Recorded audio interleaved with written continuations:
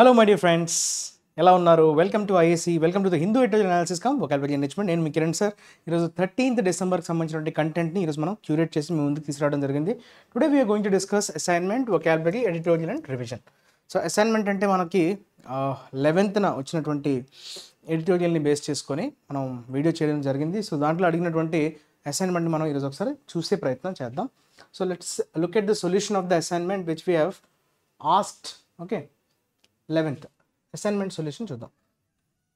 Vice president అంటున్నాడు కదమ్మా, ఇదే కదా మనకి వచ్చినటువంటి క్వశ్చన్.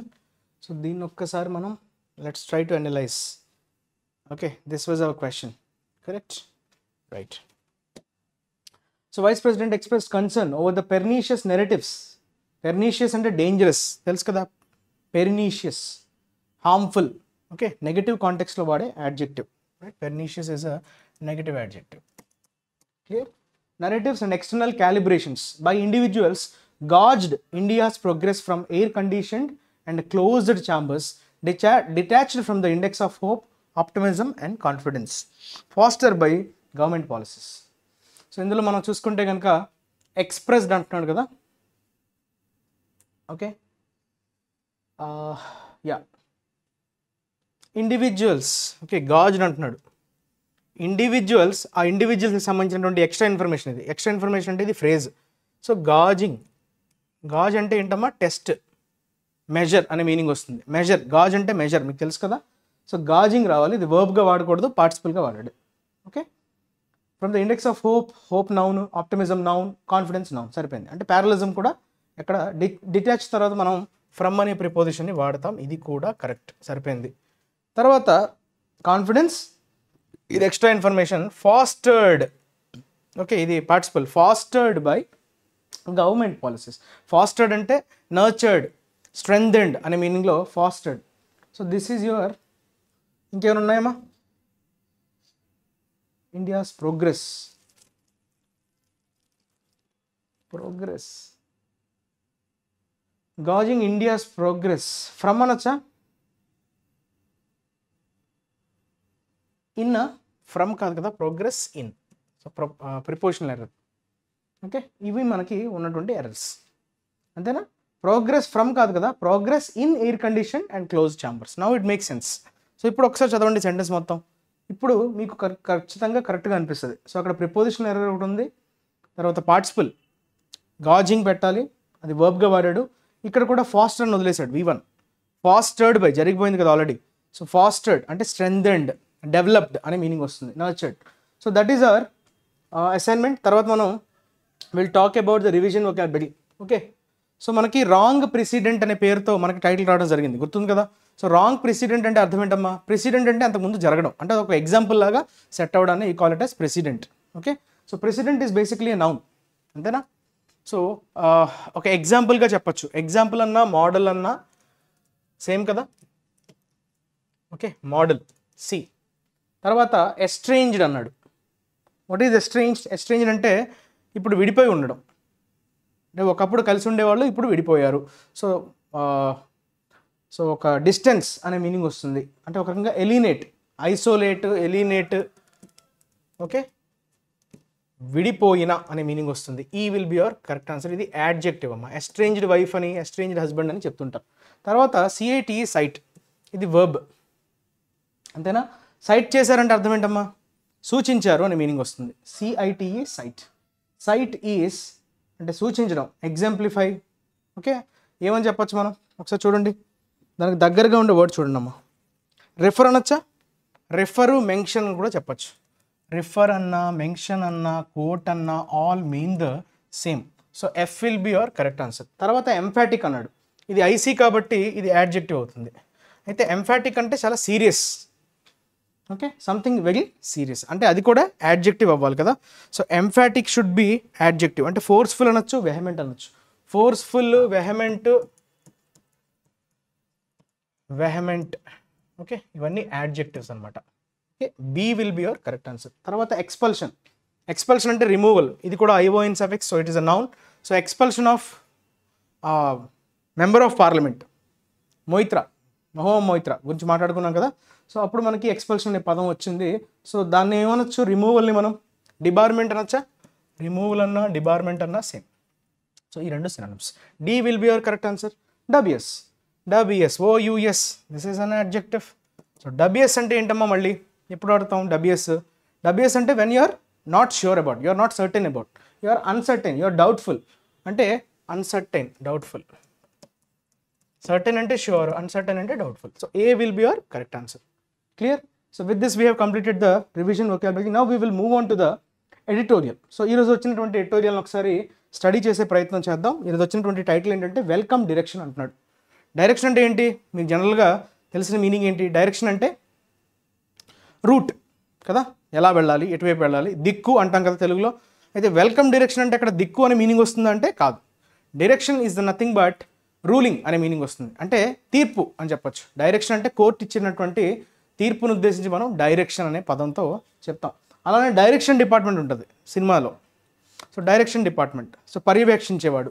సో డైరెక్షన్ అన్నది చాలా చాలా రకాలుగా మీనింగ్స్ మారిపోతుంటాయి. డైరెక్ట్ చేశారు అంటే మనల్ని ఆర్డర్ చేశారు, ఇలా చేయమని వాళ్ళు మనకి ఆర్డర్ చేశారు అని చెప్పేటప్పుడు he directed me, right? Our superiors directed me అని అంటాం. అంటే మనకి సూచించారు అనే మీనింగ్లో కూడా డైరెక్ట్. సో ఇక్కడ డైరెక్షన్ అనేది బేసిక్గా రూలింగ్ని ఉద్దేశించి, రూలింగ్ అంటే మళ్ళీ జడ్జ్మెంట్. సో వెల్కమ్ అంటున్నాడు, ఇది యాడ్జెక్టివ్గా వాడాడు. ఓకే, ఇది పాజిటివ్ యాడ్జెక్టివ్, ఇది నౌన్. అంటే వెల్కమ్ డైరెక్షన్ అంటే అర్థం ఏంటంటే స్వాగతించదగ్గ ఒక తీర్పు, స్వాగతించదగ్గ ఒక సూచన అనే మీనింగ్లో మనకి ఈ టైటిల్ అనేది కనిపిస్తుంది. అయితే ఇది ఏ నేపథ్యంలో వాడాడంటే, as with elections supreme court should have given a deadline for restoration of statehood. అంటే స్టేట్హుడ్ అంటే మనకు తెలుసు కదా, రాష్ట్ర హోదాని ఉద్దేశించి మనం స్టేట్హుడ్ అని అంటాం. ఓకే, రాష్ట్రం అంటే స్టేట్, రాష్ట్ర హోదా అంటే స్టేట్హుడ్. ఓకే, సో స్టేట్హుడ్ అనేది noun. Okay, so as with elections, ఎలక్షన్స్తో పాటుగానే సుప్రీంకోర్టు ఇచ్చి ఉండాల్సింది. షుడ్ హ్యావ్ గివెన్ అన్నాడు, అంటే ఇచ్చుంటే బాగుండేది అన్నట్టుగా చెప్తున్నాడు. షుడ్ హ్యావ్ గివెన్ ఆ డెడ్ లైన్, ఒక డెడ్ లైన్ ఇచ్చుంటే బాగుండేది. దేనికోసం? రిస్టోరేషన్ అంటే మళ్ళీ దాన్ని రీస్టోర్ చేయడం, అంటే పునః ప్రారంభించడం అనొచ్చా, పునఃప్రతిష్ఠ అనొచ్చు కదా. So that is restoration. అంటే ఆల్రెడీ ముగిసిన అధ్యయనాన్ని మళ్ళీ తెరవడం, దట్ ఈస్ రీస్టోర్ కదా. సో స్టేట్హుడ్ అంటే మనకి జమ్మూ అండ్ కాశ్మీర్ గురించి ఈరోజు సుప్రీంకోర్టు ఇచ్చినటువంటి ఒక రూలింగ్ని ఉద్దేశించి మనం ఈరోజు ఆర్టికల్ని చదవబోతున్నాం. సో మనకి అట్లీస్ట్ అర్థం అవ్వాల్సింది ఏంటి? సో జమ్మూ అండ్ కాశ్మీర్ నేపథ్యం, ఐ మీన్ దాన్ని సెంటర్ పీస్ ఈరోజు మన ఎడిటోరియల్ యొక్క ముఖ్యమైనటువంటి సెంటర్ పీస్. సో దాన్ని ఉద్దేశించి ఈరోజు మనం ఎడిటోరియల్ని చదవబోతున్నాం. సో ఒకసారి దీన్ని మనం అర్థం చేసుకునే ప్రయత్నం చేద్దాం. Let's go into the article. Yeah, చూడండి. In its conclusion in the judgment that upheld the decision to abrogate the special status of Jammu and Kashmir under article 370, the constitution bench. చూసారా, కాన్స్టిట్యూషన్ బెంచ్ అంటున్నాడు, constitutional అనట్లేదు. So ఇది compound noun. ఇది ఎప్పుడు మీకు చదువుతున్నప్పుడు అలా చదువుతున్నప్పుడు ఏంటంటే కాన్స్టిట్యూషన్ బెంచ్ అనేది పడిపోవాలి. సో కాన్స్టిట్యూషనల్ బెంచ్ ఇంతకుముందు కూడా మనం ఎర్రస్లో చెప్పుకోవడం జరిగింది. కాన్స్టిట్యూషనల్ బెంచ్ అని కూడా ఇచ్చే అవకాశం ఉంటుంది. So that is wrong. Constitution bench is your compound noun. So constitutional bench దేనికి సంబంధించిందమ్మా? సుప్రీం కోర్టుకి చెందినటువంటి బెంచ్. ఎక్స్ప్రెస్లీ డైరెక్టెడ్ అన్నాడు. చూసారా, ఎక్స్ప్రెస్ అంటే జనరల్గా మనకు ఎలా తెలుసు? ఎక్స్ప్రెస్ అంటే వర్బ్గా తెలుసు. ఎలా అని? ఎక్స్ప్రెస్ చేయడం కదా. So when you open up, express చేయడం, మీ ఉన్న భావాల్ని వ్యక్తపరచడం, దట్ ఈజ్ ఎక్స్ప్రెస్. అలానే నౌన్గా ఎక్స్ప్రెస్ అంటే ఏంటి? సూపర్ ఫాస్ట్ ఎక్స్ప్రెస్ అంటాం కదా.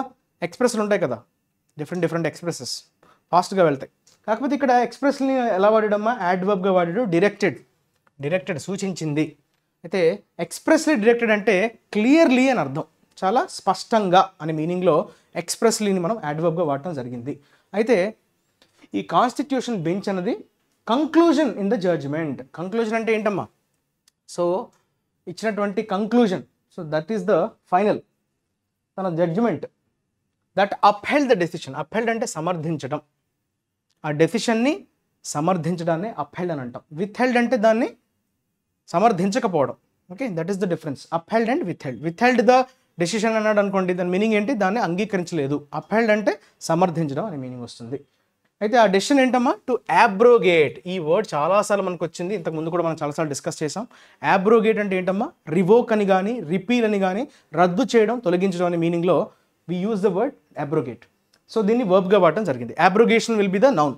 So special status of Jammu and Kashmir, Jammu and కాశ్మీర్కి ఉన్నటువంటి ప్రత్యేక హక్కు, ప్రత్యేక హోదా అన్నది ఏదైతే ఉండిందో అది కూడా ఆర్టికల్ 370 దానికి ఇచ్చినటువంటి ఆ స్పెషల్ స్టేటస్ హక్కుని తొలగించడం, దాన్ని రద్దు చేయడం అన్న డెసిషన్ ఏదైతే ఉందో దాన్ని సమర్థించుకుంది. ఓకే, అయితే ఏమని డైరెక్ట్ చేసింది కాన్స్టిట్యూషన్ బెంచ్, సుప్రీంకోర్టుకి సంబంధించినటువంటి కాన్స్టిట్యూషన్ బెంచ్ చాలా క్లియర్గా ఎక్స్ప్రెస్ చేసింది, క్లియర్గా సూచించింది. The election commission of India must conduct elections to the legislative assembly of Jammu and Kashmir by September 30, 2024.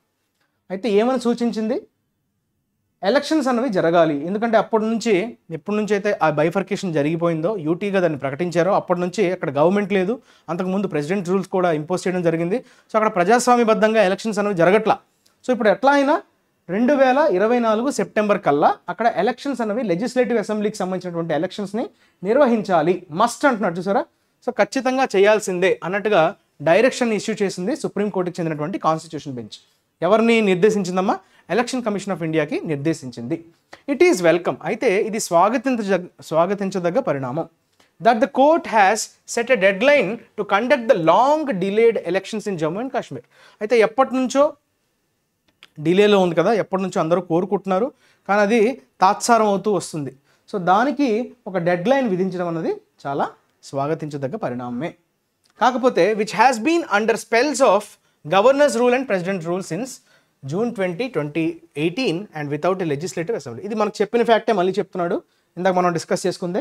అంతకు ముందు ఏమైందంట, June 20, 2018 అప్పటి నుంచి ఏమవుతుంది, governor rule, first governor rules impose చేయడం జరిగింది, దాని తర్వాత ప్రెసిడెంట్ రూల్ ఇంపోజ్ చేయడం జరిగింది. దానివల్ల ఏంటి, సో లెజిస్లేటివ్ అసెంబ్లీ యొక్క పవర్ ఏం లేదు, డిజాల్వ్ అయిపోయింది. సో అక్కడ అసెంబ్లీ లేదు. సో ప్రజల యొక్క గ్రీవెన్సెస్ కానీ వారికి ఉన్నటువంటి పెయిన్ని కానీ రిప్రజెంట్ చేసేవాళ్ళు లేరు. సో అక్కడ డెమోక్రసీ అనేది లేదు. సో కంప్లీట్గా యూనియన్ గవర్నమెంట్. ప్రెసిడెంట్ రూల్ అంటే ఇంకా అర్థం ఏంటి, సెంటరే కదా అంతా హెడ్. సో June 20, 2018 నుంచి అలానే ఉంది. So without a legislative assembly. But it is also incongruous that the judgment does not press the government to restore statehood to the bifurcated union territory, a promise that has been conveyed by the Solicitor General but has yet to gain fruition. Incongruous అంటే ఏంటమ్మా, దాంతో పాటు సరిపోకపోవడం, match కాకపోవడం. Something is Congress అంటే రెండు సమానంగా ఉండడం, రెండు ఒకదాంతో ఒకటి బ్యాలెన్స్డ్గా ఉండడం. ఇన్కాంగ్రెస్ అంటే దాంతోపాటు అది కాంగ్రుటీలో లేదు, సమానంగా లేదు, బ్యాలెన్స్డ్గా లేదు అనే మీనింగ్ వస్తుంది. That the judgment does not, judgment అంటే వాళ్ళు ఇచ్చినటువంటి డైరెక్షన్, ఆ డైరెక్షన్ అన్నా ఈ జడ్జ్మెంట్ అన్నా సేమ్. ద జడ్జ్మెంట్ అని ఎందుకు అంటున్నాడు, ఆల్రెడీ దాని గురించి రెఫరెన్స్ ఇచ్చేసాడు కాబట్టి దట్ పర్టికులర్ జడ్జ్మెంట్, ఆ పర్టికులర్ తీర్పును ఉద్దేశించి అది ఇన్కాంగ్రెస్గా ఉంది. దేంతో అమ్మా, does not press the government. So గవర్నమెంట్ని ఎట్టి పరిస్థితుల్లో కూడా అది ఏం చేస్తుంది, డస్ నాట్ అంటున్నాడు. సో ఒత్తిడికి గురి చేయట్లేదు. ప్రెస్ అంటే వాటి మీద కొంచెం ఎంఫసిస్, వారి మీద కొంచెం ఒత్తిడి తేవడం. ఏమైనా ఒత్తిడి తేవట్లేదు, టు రీస్టోర్ స్టేట్హుడ్, మళ్ళీ యూటీగా ప్రకటించినటువంటి జమ్మూ అండ్ కాశ్మీర్ ప్రాంతాన్ని మీరు మళ్ళీ దానికి రాష్ట్ర హోదాని తిరిగి ఇవ్వాలి.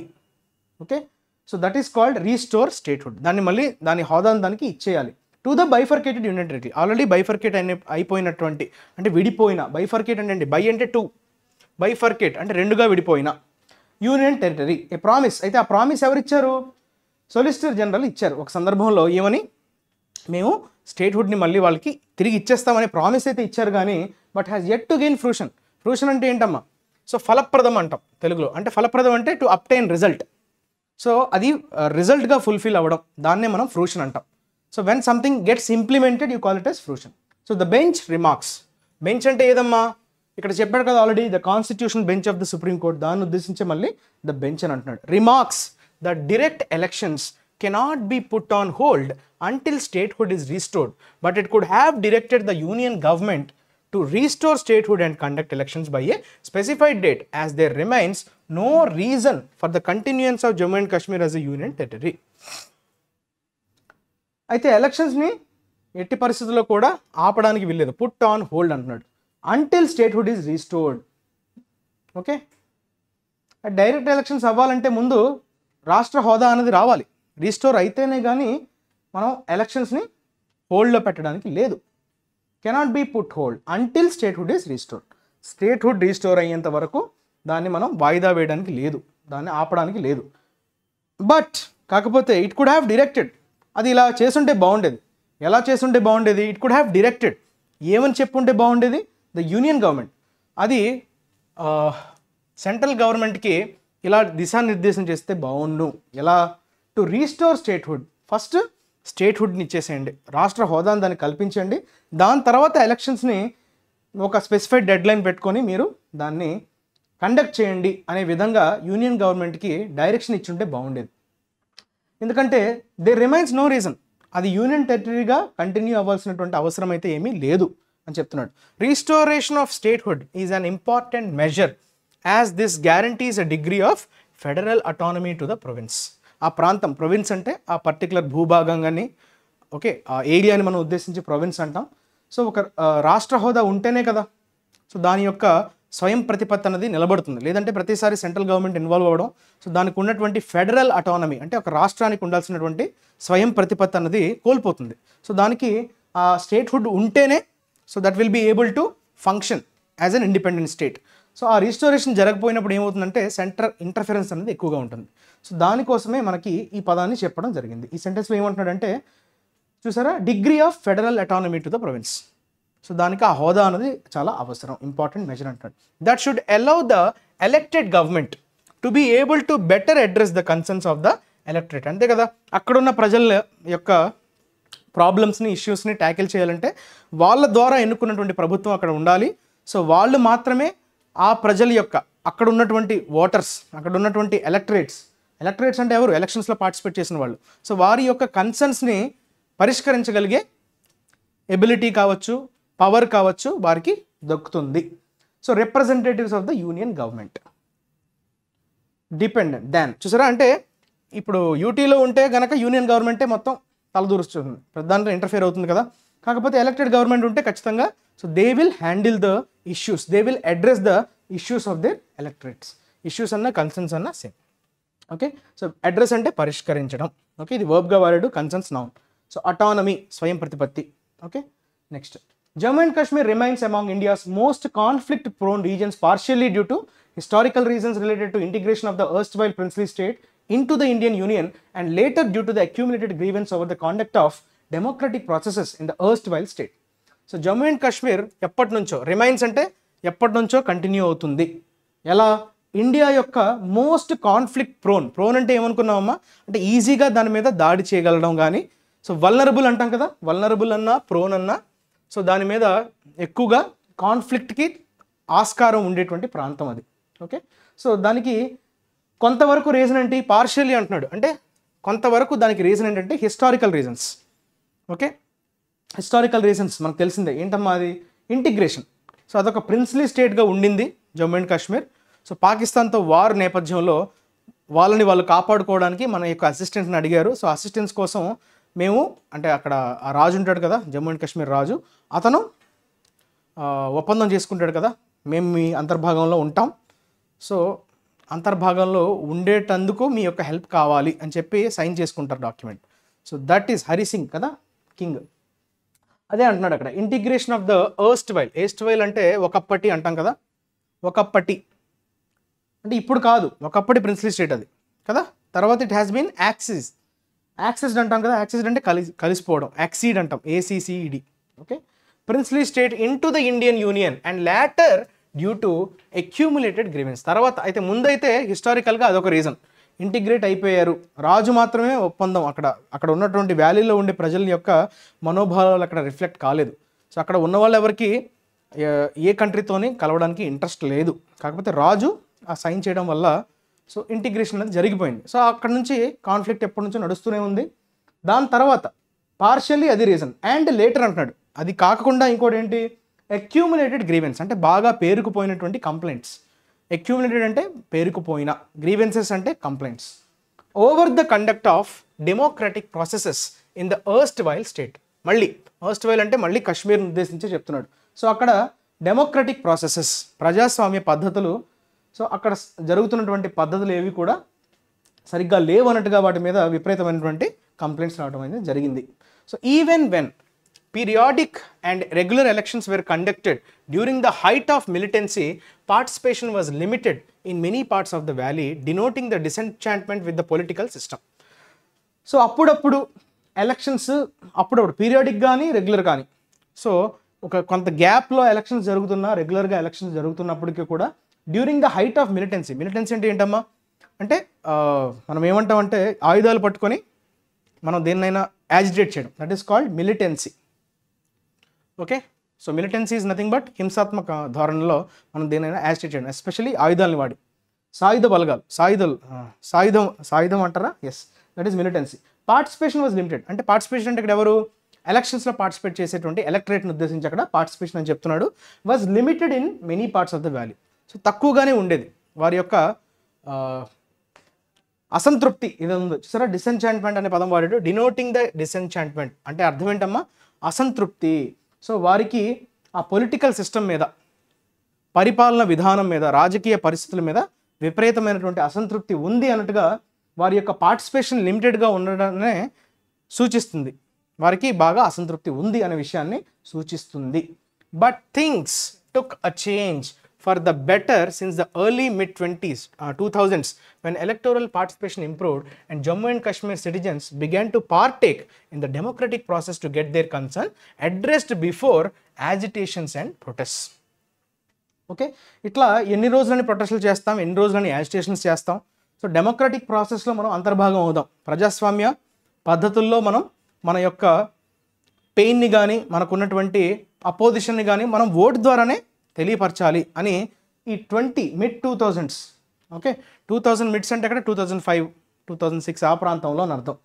సో అప్పుడు ఎర్లీగా 2000స్లో mid-2000స్లో సడన్గా ఏమైంది, ఎలక్టోరల్ పార్టిసిపేషన్ అనేది ఇంప్రూవ్ అయిందనమాట. అప్పటి వరకు లేని ఒక చేంజ్ అనేది కనిపించింది మనకి 2000s మిడ్లో. Jammu and Kashmir citizens began to partake అంటే పార్టిసిపేట్ అనే మీనింగ్ వస్తుంది. ఓకే, టు పార్టేక్ అన్నాడు కదా, టు పార్టేక్ అన్నది వర్బ్. సో పార్టిసిపేట్ అనే మీనింగ్ వస్తుంది. ఇన్ ద డెమోక్రటిక్ ప్రాసెస్, ప్రజాస్వామ్య పద్ధతుల్లో పార్టిసిపేట్ చేయడం, to get their concerns address, వారికి ఉన్నటువంటి ఇబ్బందులు కావచ్చు, వారికి ఉన్నటువంటి ఇష్యూస్ని రిజాల్వ్ చేసుకోగలడం. Before agitations and protest. So agitations protest ఎలాగో చేస్తాం, so but that is not the solution. మనకి డెమోక్రటిక్గా మనకి ఇచ్చినటువంటి హక్కుని మనం వాడుకోవట్లేదు, వినియోగించుకోవట్లేదు అనే ఒక అవేర్నెస్ అనేది జనరేట్ అయింది. ఇంక్లూడింగ్ బై సెపరేటిస్ట్, వేర్పాటువాదులు అంటే సెపరేట్ రాష్ట్రం కావాలి మాకు, మేము ఎవరితోనూ కలము అనుకునే వాళ్ళని మనం సెపరేటిస్టులు అంటాం. వాళ్ళకి ఎప్పుడు కూడా దే వాంట్ అన్ ఇండిపెండెంట్, మేము వేర్పాటువాదులం అంటే మాకు సెపరేట్గా ఏర్పాటు చేయాలి, మేము ఎందులో కూడా అంతర్భాగం అవడానికి ఇష్టపడం అని చెప్పడం, that is separatist. Over security policies and the latest steps taken by the Bharatiya Janata party government led to the current state of affairs. Okay, later steps అంటే తర్వాత తీసుకున్నటువంటి చర్యలు ఎవరు, భారతీయ జనతా పార్టీ అధికారంలోకి వచ్చిన తర్వాత. సో అది ఇప్పుడు ప్రస్తుతం ఉన్నటువంటి అఫైర్స్కి దారి తీసింది. లెట్ టు అంటే దారి తీయటం. సో ప్రస్తుతం నెలకొన్నటువంటి పరిస్థితులకి దారి తీసింది భారతీయ జనతా పార్టీ నేతృత్వంలోని ప్రభుత్వం. In the last 5.5 years local government elections have been held with varying levels of participation, indicating that the mood in the valley has been against the measures that have been implemented since 2018. అయితే local government elections అయితే జరిగాయంట గత 5.5 సంవత్సరాల్లో.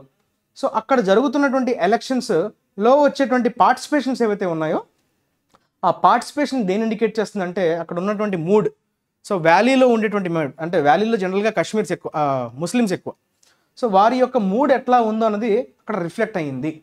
So అది ఎలా ఉందంట, has been against the measures అంటే government తీసుకున్నటువంటి చర్యలకు వాళ్ళు అగెయిన్స్ట్గా ఉన్నారు, వాళ్ళు వ్యతిరేకంగా ఉన్నారు, వాళ్ళు ఇష్టంగా లేరు అన్నది రిఫ్లెక్ట్ అవుతుంది. That have been implemented since 2018. ఆ చర్యలు ఏవైతే 2018 తర్వాత ఇంప్లిమెంట్ అయినటువంటి చర్యలు ఏవైతే ఉన్నాయో వాటి పట్ల వారు సంతృప్తిగా లేరు, వారు వాటికి వ్యతిరేకంగా ఉన్నట్టుగా వాళ్ళ పార్టిసిపేషన్ అక్కడ ఇండికేట్ చేసింది. India's unique selling proposition as a leader in the global south remains its robust conduct of formal democratic process and which itself is important for conflict resolution in places such as Kashmir. అయితే మనం ఎప్పటి నుంచో unique selling preposition అంటే మనం project చేసుకునేటువంటి ఒక point. Preposition అంటే theory, preposition అంటే ఒక ప్రపోజల్ అని చెప్పుకోవచ్చు. సో మనం ప్రతిసారి మనల్ని మనం బ్రాండ్ చేసుకుంటున్నాం. ఎలా అని, global south, leader in the global south అంటే సౌత్లో మనకి జనరల్గా డెవలప్డ్ కంట్రీస్ అంత ఉండవు, అన్ని డెవలపింగ్ ఆర్ అండర్ డెవలప్డ్ కంట్రీసే ఉంటాయి. సో వీటన్నిటికీ మనం పెద్దన్న పాత్ర, లీడర్ అంటే అక్కడ మనమే. సో కొంచెం గౌరవప్రదమైనటువంటి స్థానంలో ఉన్నాము, మనం లీడర్గా ఉన్నాం గ్లోబల్ సౌత్, అంటే గ్లోబ్లో సౌత్ భాగంలో మనమే లీడర్ లాగా మనల్ని మనం ప్రొజెక్ట్ చేసుకుంటున్నాం. రిమైన్స్ ఇట్స్ రోబస్ట్ అంటే పవర్ఫుల్. దేనికి? ఫార్మల్ డెమోక్రటిక్ ప్రాసెస్, అఫీషియల్గా డెమోక్రటిక్ ప్రాసెస్ని నిర్వహించడంలో మనకి మంచి పవర్ఫుల్ ఇమేజ్ ఉంది మనకి. And which in it self is important for conflict resolution in places such as Kashmir. So కాశ్మీర్లో నెలకొన్నటువంటి ఈ సమస్య, దీన్నైతే పరిష్కరించాల్సినటువంటి అవసరం ఉంది. సో దీన్ని రెజల్యూషన్ అంటే పరిష్కరించాలి. ఈ కాన్ఫ్లిక్ట్ అంటే ఇక్కడ ఉన్నటువంటి ఈ ప్రాబ్లం, కశ్మీర్లో ఉండేటువంటి ఈ ప్రాబ్లమ్ని మనం రిజాల్వ్ చేసుకోలేకపోతే మన గ్లోబల్ ఇమేజ్ దెబ్బతినే అవకాశం ఉంది. సో వీళ్ళు ఇంటర్నల్గానే సాల్వ్ చేసుకోలేకపోతున్నారు, ఇంకా వీళ్ళు గ్లోబల్ సౌత్లో లీడర్గా ఎలా ఎదుగుతారు అనే ఒక ప్రశ్న ఉత్పన్నం అవుతుంది. So without political processes A contestation of ideas and a sense that elected representatives can address the grievance of citizens. ఎక్కడ వరకు ఆగామమ్మా? గ్రీవెన్స్ ఆఫ్ సిటిజన్స్ అన్నాడు కదా. వితౌట్ పొలిటికల్ ప్రాసెస్, అయితే పొలిటికల్ ప్రాసెస్ ద్వారానే మనం సాధించగలం. ఏ కాంటెస్టేషన్ అంటే అక్కడ ఆర్గ్యుమెంట్ అని. So there is a disagreement. Contestation అంటే ఐడియాస్ అందరివి ఏమవుతాయి, ఒక దగ్గర ఐడియాస్ అని దాని ఏమంటాం, అగ్రిమెంట్ ఉండదు కదా. So that is called contestation. And a sense that elected representatives can address the grievances of citizens, there cannot be any normalcy. అంటే నార్మల్సీ అంటే మళ్ళీ యథాస్థాయికి రావటం, దట్ ఈస్ కాల్డ్ నార్మల్సీ. అంటే మళ్ళీ యథాస్థాయికి రావాలి అంటే రావడం సాధ్యపడదు. Elected representatives can address the grievances of citizens. So elected representatives ఈ ప్రజల యొక్క, సిటిజన్స్ యొక్క గ్రీవెన్సెస్, వారికి ఉన్నటువంటి బాధలు, వారికి ఉన్నటువంటి కష్టాలు, వారికి ఉన్నటువంటి ఇష్యూస్ని దే కెన్ అడ్రస్. అంటే రిజాల్వ్ అనే మీనింగ్ వస్తుంది, అడ్రస్. అలాంటి సెన్స్ని డెవలప్ చేయాలి. ఓకే, సో ఇవన్నీ లేకుండా మనం నార్మల్సీని రీస్టోర్ చేయడం సాధ్యపడదు. ఎలాంటివి? వితౌట్ పొలిటికల్ ప్రాసెసెస్, రాజకీయమైనటువంటి పద్ధతులు. Okay, political processes, contestation of ideas అంటే అందరూ కలిసి కూర్చొని డిస్కస్ చేయాలి. అలానే ఎలక్టెడ్ రిప్రజెంటేటివ్స్ ఓకే గ్రీవెన్సెస్ని అడ్రస్ చేస్తాము అనే ఒక సెన్స్ని డెవలప్ చేయడం. ఇవన్నీ లేకపోతే నార్మల్సీని రిస్టోర్ చేయడం కష్టం అని చెప్తున్నాడు. ఓకే, అబ్బాయికి వచ్చేద్దాం. ఓకే, సో డెబిలిటేటింగ్ అనే వర్డ్ వచ్చిందమ్మా. ఇది యాడ్జెక్టివ్, నెగటివ్ యాడ్జెక్టివ్లో వాడతాం debilitating. Okay, so this is your negative context. Weakening, enfeebling, enervating అంటే మనల్ని బాగా వీక్ చేసేస్తుంది అనే మీనింగ్లో డెబిలిటేటింగ్. చూసారా, diabetes can be severely debilitating అంటే బాగా వీకెన్ చేస్తుంది. Even life threatening if not treated రెగ్యులర్గా ట్రీట్ చేయకపోతే అది మరింత క్షీణించేలాగా చేస్తుంది. మేక్ సమ్వన్ ఫిజికలీ వీక్, ఫిజికల్గా బాగా వీక్ చేసే విధంగా చేస్తుంది. ఎగ్జార్బిటెంట్ అంటే చాలా హై. ఓకే, స్కై రాకెటింగ్ అంటారు కదా, ఎక్సెసివ్లీ హై. ఎక్స్టార్షనేట్ అంటే విపరీతమైనటువంటి money, much two large. The bill for dinner was exorbitant అంటే టూ మచ్ ప్రైస్ అని చెప్పడం, దట్ ఈస్ ఎగ్జార్బిటెంట్. తర్వాత మిమిక్, ఇది వర్బ్ అమ్మా. కాపీ అనే మీనింగ్ వస్తుంది. Mimics calcium and can replace it in bones. Substance mimics అంటే కాల్షియం లాగా ఉంది కానీ అది కాల్షియం కాదు. అంటే ఇమిటేటివ్, కాపీ, ప్యారడీ, క్యారికేచర్ అంటే ఇమేజెస్. ఇప్పుడు కేసీఆర్కి ముక్కు కార్టూన్ పెడతాడు, ఎంత పెద్ద ముక్కు పెడితే కేసీఆర్, చంద్రబాబు నాయుడుకి పిల్లుగడ్డం కదా. సో అలా ఒక్కొక్కరికి ఒక్కొక్క క్యారికేచర్ అనమాట. సో కాపీ చేయడం కార్టూన్. ప్యారడీ అంటే ఇంకా పాటలో లిరిక్స్ మార్చేసి మనకు జనరల్గా ప్యారడీస్ కనిపిస్తుంటుంది. సో కాపీ చేయడం, something imitate. To mimic is also to have the same or similar effect. Efficacy noun అమ్మ. ఎఫిషియన్సీ అనొచ్చు. ఓకే, ఎఫెక్టివ్నెస్ కానీ, బెనిఫిట్ కానీ, ఫ్రూట్ఫుల్నెస్ కానీ. Okay, the study is a serious attempt to understand the efficacy of cash incentives. Efficiency okay as a way of promoting learning. The ability of something to produce the intended result. So కావాల్సినటువంటి రిజల్ట్ని obtain చేయడం, ఆ ఎబిలిటీనే మనం efficacy అని అంటాం. Okay, to be able to produce the desired result. Vector అంటే చాలా meanings ఉంటాయి మనకి. ఫిజిక్స్లో వెక్టార్కి ఒక అర్థం ఉంటుంది. సో పెథాలజీలో వెక్టార్కి ఒక అర్థం ఉంటుంది. Vector which has both direction and magnitude physics కాంటెక్స్లో. ఓకే, మీరు స్కాలర్స్ వెక్టర్స్ చదువు ఉంటారు. సో అక్కడ మనకి వెక్టర్ అంటే వేరు. సో డిసీజ్ క్యారింగ్ ఏజెంట్స్ని మనం వెక్టర్స్ అంటాం. ట్రాన్స్మిట్ అంటే ఒక దాని నుంచి వేరే దానికి ట్రాన్స్మిట్ చేయడం. An insect or an animal that carries a disease from one animal or plant to another. Mosquitoes are the vectors of malaria అంటే క్యారీ చేసే ఏజెంట్స్. క్వాష్ అంటే దాన్ని నిర్వీర్యం చేసేయడం, క్యాన్సిల్ చేయడం, రిపీల్ చేయడం, రివోక్ చేయడం. యాబ్రోగేట్ అనే పదం కూడా మనం నేర్చుకోవడం జరిగింది ఇందాక. సో యాబ్రోగేట్, క్యాన్సిల్, రివోక్, రిసైన్డ్ ఇవన్నీ కూడా సేమ్. ఓకే, సో దాన్ని నల్లిఫై చేయడం. Okay, reject as invalid especially by legal procedure, అది ఇంపార్టెంట్. లీగల్ ప్రొసీజర్ ద్వారా దేన్నైనా ఇన్వాలిడ్గా ప్రకటించడం. హిస్ కన్విక్షన్ వాజ్ క్వాష్డ్, సో దాన్ని నిర్వీర్యం చేసేసారు, నల్లిఫై చేశారు. ల్యాండ్ మార్క్, ల్యాండ్ మార్క్ అంటే మనకు రెండు రకాలుగా ఉన్నాయి. ఒకటి మనకి ఏదైనా ల్యాండ్ మార్క్ కావాలి అంటే ఒక అడ్రస్ మనకు తెలియదు, సో అక్కడ దగ్గర నియరెస్ట్ ల్యాండ్ మార్క్ ఏంటి అని అడుగుతాం, అంటే అక్కడ ఫేమస్ ప్లేస్ని ఉద్దేశించి మనం ల్యాండ్ మార్క్ అంటాం. అదే ల్యాండ్ మార్క్ జడ్జ్మెంట్ అని వింటుంటారు మీరు. ల్యాండ్ మార్క్ జడ్జ్మెంట్ అంటే, ల్యాండ్ మార్క్ డెసిషన్ అంటే, సో ఇప్పటి వరకు అదొక మలుపు తిప్పే ఒక గేమ్ చేంజర్ అంటాం కదా, గేమ్ చేంజర్ అన్న ల్యాండ్ మార్క్ అన్న సేమ్, టర్నింగ్ పాయింట్ అనొచ్చు, లేదంటే క్రిటికల్ పాయింట్. సో సడన్గా దిశను మార్చే విధంగా, ఓకే, ఒక మలుపు తిప్పే విధంగా అని అంటాం కదా, దాన్నే మనం ల్యాండ్ మార్క్ అంటాం. Important stage in someone's development. So ఇప్పుడు ఆర్టికల్ 370 అబ్రోగేషన్, దాని గురించి కదా ఇప్పుడు అంత డిస్కషన్. సో అదొక land mark. So the invention of silicon chip was a land mark in the history of the computer. అంతే కదా, సిలికాన్ చిప్ ఇన్వెంట్ చేయడం వల్ల ఏమైంది, సైజులు మొత్తంగా తగ్గిపోయి. So that is a landmark. Okay, transfusion, బ్లడ్ని ఏం చేయడం అమ్మా, ఒకరి నుంచి ఒకరికి ట్రాన్స్మిట్ చేయడం, ట్రాన్స్మిట్ అనొచ్చు. Okay, spread, communicate. So these are the synonyms associated with transfuse, verb transfusion. సరే, అసైన్మెంట్ చూడండి ఇప్పుడు. సో ఇందులో వచ్చినటువంటి అసైన్మెంట్ని ఒకసారి మీరు కమెంట్ సెక్షన్లో మెన్షన్ చేయండి. So this is your question. So దీన్ని నేను ఇక్కడ డిస్ప్లే చేశాను, దీన్ని మీరు ఆన్సర్ చేయండి, కమెంట్ సెక్షన్లో మెన్షన్ చేయండి. Okay, thank you for watching the video. మళ్ళీ రేపు కొత్త విషయాలతో, కొత్త ఎడిటోరియల్తో మీ ముందుకు వచ్చేస్తాను. అంతవరకు take care, have a nice day. Your Kiran sir signing off.